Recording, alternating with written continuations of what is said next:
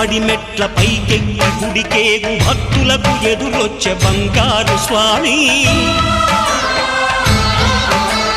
ఇరుముడులు స్పృశించి శుభమనుచు దీవించి జన బృందముల చేరే జగమేలు స్వామి తన భక్తులొనరిల్చు తప్పులకు తడబడి ఒక పక్క ఒరిగెన ఓంకారమూర్తి